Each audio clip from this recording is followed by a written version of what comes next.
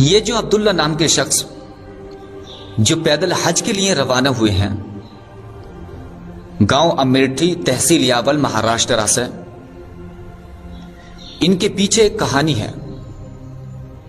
Emotional कहानी। अगर आप उस कहानी को सुनेंगे तो अपने दिलों पर हाथ रखेंगे। पहले तो ये मुसलमान नहीं थे, यानी गैर मुस्लिम थे। इन्होंने कलमा पढ़ा और इस्लाम में दाखिल हुए, मुसलमान हुए।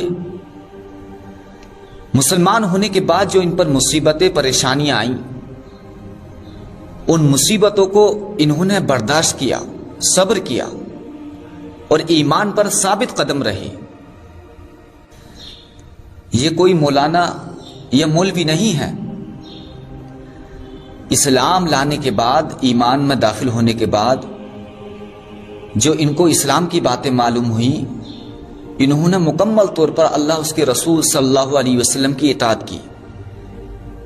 इनका ईमान इस दर्जे का है, अगर इनको कोई अल्लाह, उसके रसूल सल्लल्लाहु अलैहि वसल्लम की बात मालूम हो जाए तो ये मुकम्मल उसकी इत्बा करते हैं, उस बात की।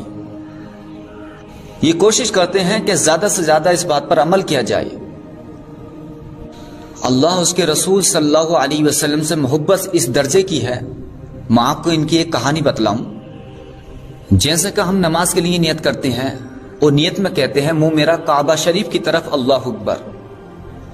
लेकिन जब यह शख्स अब्दुल्ला नाम के जो हज के लिए पैदल रवाना हुए हैं, अल्लाह, उसके रसूल सल्लल्लाहु अलैहि वसल्लम की मोहब्बत में, जब ये नियत करते हैं और कहते हैं कि मुंह मेरा काबा शरीफ की तरफ, तो काबा इनकी निगाहों के सामने आ जाता है।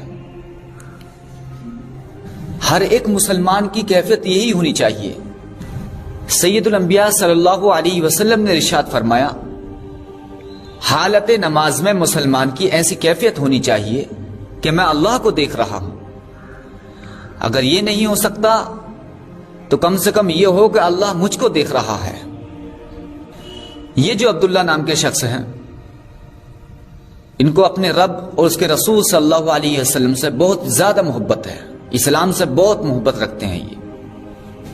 ये जो अब्दुल्ला नाम के शख्स हैं जो हज के लिए पैदल रवाना हुए हैं, ये घर से इतने अमीर नहीं हैं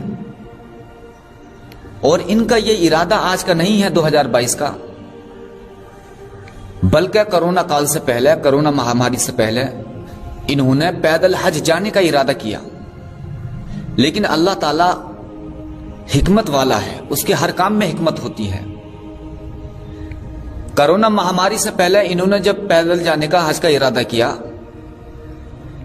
तो उस इरादे के बाद इनकी तबीयत खराब हुई और बहुत ज्यादा खराब हुई। कई महीने तक ये बीमार रहे। फिर उसके बाद जो है अचानक ये बीमारी आ गई है, महामारी, कोरोना महामारी, जिसकी वजह से पूरी दुनिया मुतासिर हुई। बहुत लोगों ने नुकसान उठाए, जान के और माल के भी। अल्लाह ताला ने इनको बचा लिया बीमारी से भी, और ये जो लॉकडाउन की दुनिया में कैफियत हालत बन गई थी, इससे भी बचा लिया, क्योंकि वह हिकमत वाला है अल्लाह रब्बुल इज्जत। घर से निकलते वक्त इन शख्स ने, जिनका नाम अब्दुल्ला है, इन्होंने अल्लाह की पाकी बयान की, उसकी तारीफ बयान की, अल्लाह रब्बुल आलमीन की, और नबी पाक अलैहिस्सलातु वस्सलाम की खिदमत में दरूद पाक पढ़ा, और ये हज के लिए पैदल रवाना हो गए। कुछ चंद लोग इनके बीजे की कोशिश में लगे हुए हैं।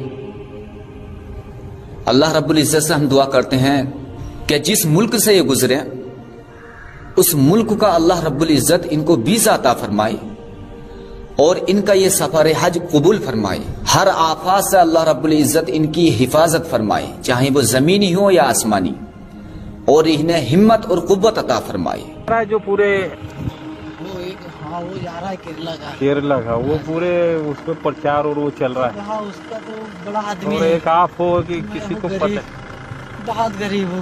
अरे आका को ऐसे ही लोग पसंद है, फकीर हूँ उसके घर का। बस तो अभी यहाँ से कहाँ तक जाओगे आप? मैं चिड़िया को कम रहूँगा। चिड़िया नहीं तो मतलब कहाँ, कैसे रूट, मतलब चिड़िया से कहाँ? नहीं, मैं चिड़िया विस्टर्न खरगोन होते हुए रतलाम, धार, मंदसौर, जावरा होते राजस्थान होते ही जाऊंगा। राजस्थान से कहाँ जाओगे? राजस्थान से मैं जाऊंगा पंजाब जाऊंगा। पंजाब? हाँ, पंजाब से मेघा बॉर्डर से कौन सी बॉर्डर से? मेघा बॉर्डर से अच्छा, पाकिस्तान निकलो पाकिस्तान। और वहाँ से फिर? वहाँ से फिर सीधा बस वो आगे इराक, ईरान, बस ऐसे ही चलना है। Iraq, Iran. अच्छा, तो वीजा सभी देशों का ले लिया होगा आपने? बस अल्लाह है, अभी मैं आगे चल रहा हूँ, आ जाएगा पीछे से। ऐसा? हाँ, तो नहीं कोई तो लोग? बस अभी तो बस अल्लाह के एहसान और करम से धूम से निकला हूँ। अच्छा,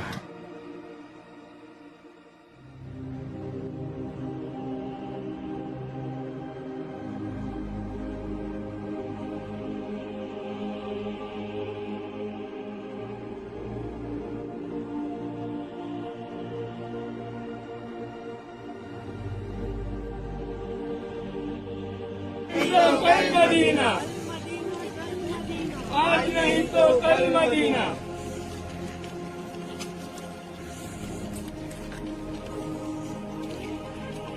गायब देखें पीछे।